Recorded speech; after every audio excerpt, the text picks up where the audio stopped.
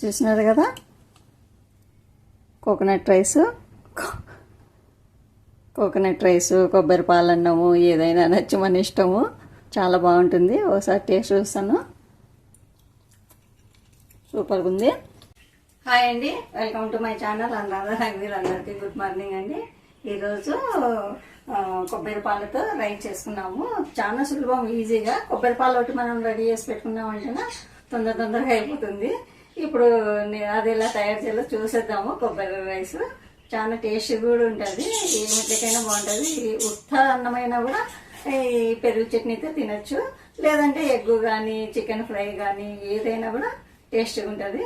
అది ఎలా తయారు చేయాలో చూద్దామా. మరి ఇప్పుడు ముందు ఫస్ట్ తిరువాతకి వేసుకొని కొబ్బరి పాలు రెడీ చేసుకున్నాము. అక్కడ తిరువాత అవుతుంటుంది, అంతలాగా ఈ కొబ్బరి పాలు కూడా గ్రైండ్ చేసుకున్నామంటే తొందరగా అయిపోతుంది మనకి రైస్. ముందు తిరువాతకి ఇద్దాము. ముందు గ్యాస్ అంటించేద్దాము. గ్యాస్ అంటించుకొని కుక్కర్ పెట్టుకున్నాము. కుక్కర్లో అయితే అయినా బాగా అవుతుంది రైసు.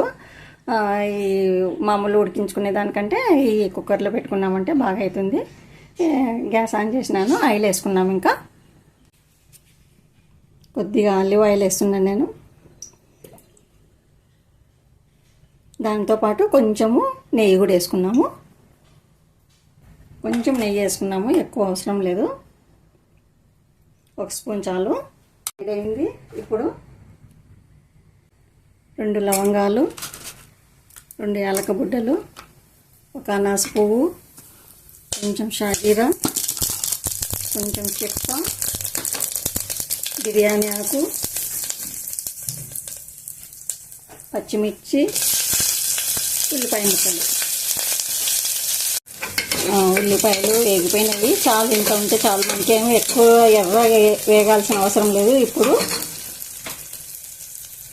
కొంచెం అల్లం వెల్లుల్లి, కరివేపాకు, కొంచెం పుదీనా, కొంచెము కొత్తిమీర,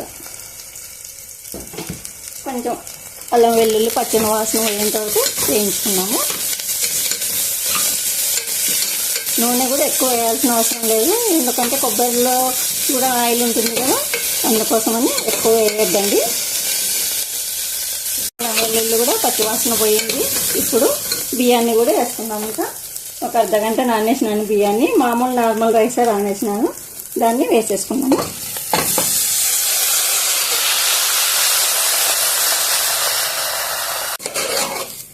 కొద్దిసేపు నూనెలో వేయించుదాము బియ్యాన్ని కూడా.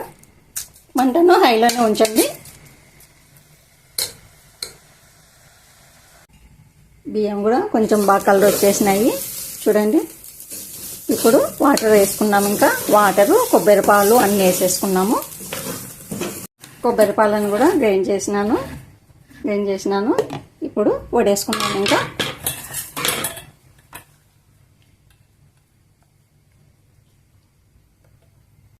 ఈ గ్లాస్తో 1 గ్లాసు వేసుకున్నాను బియ్యము.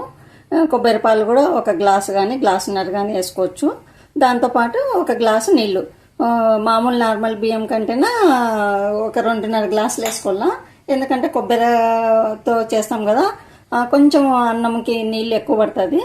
మామూలు నార్మల్ రైస్ మనం చేసేదానికంటే కూడా 1/2 గ్లాసు ఎక్కువ వేసుకోవాలా. అంత బాగా ఇట్లా వేసుకుంటే వచ్చేస్తాయి, పాలన్నీ వచ్చేస్తాయి.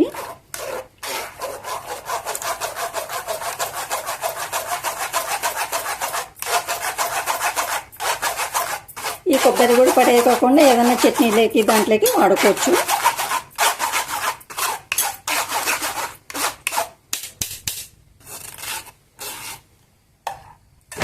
చూడండి, పాలు ఎంత చిక్కగా వచ్చినాయి కదా. ఈ పాలని ఇంకా వేసేద్దాము రైస్లో. కొబ్బరి పాలు వేస్తున్నాను.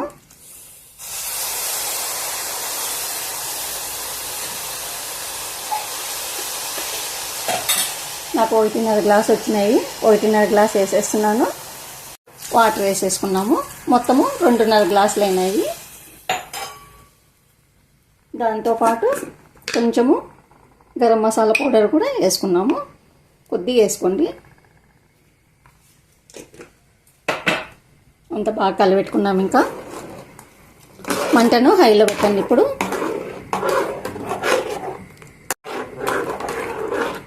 మనం ఇంతవరకు ఉప్పు వేసుకోలేదు. ఇప్పుడు ఉప్పుని వేసేద్దాం. ఇంకా ఉప్పు కూడా ఎక్కువ వేయద్దండి, ఎందుకంటే కొబ్బరిలో కూడా కొంచెం ఉప్పు అనిపిస్తుంది కదా, అందుకోసమని కొంచెమే ఉప్పు.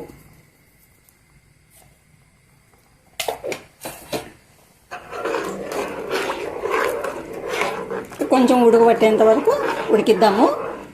దీనికి ఫస్ట్ మూత పెట్టద్దండి, ఉడికినాక మూత పెట్టుకున్నాము. కొంచెం ఉడకబట్టని. ఉడకబట్టినాయి ఇవి బియ్యము, ఉడకబట్టినాయి. ఇంకా మూతని పెట్టేద్దాము.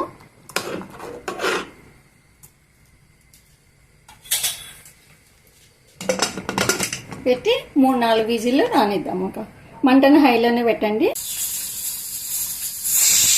ఇంకా విజిల్ వచ్చింది, సిమ్ములో ఉంచుదాము. సిమ్ములో ఉంచి ఒక 2 విజిల్లు రానిద్దాము. ఇంకా అయినాయి విజిల్స్. ఇంకా స్టవ్ బంద్ చేస్తున్నాను నేను. అయిపోయింది. ఇంకా చూద్దాము ఇప్పుడు.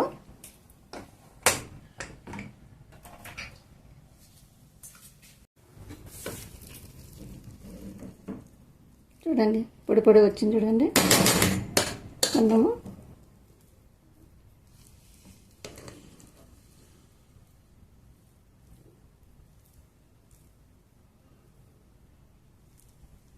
ఒక బౌల్లోకి తీసుకున్నాము.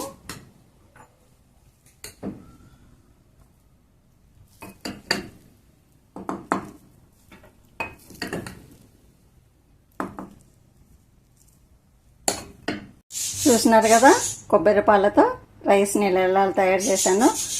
మీకు నచ్చినట్లయితే లైక్ చేయండి, షేర్ చేయండి, సబ్స్క్రైబ్ చేసుకోండి. మరో మంచి రెసిపీతో మీ ముందు ఉంటాను. ఓకేనండి, బాయ్.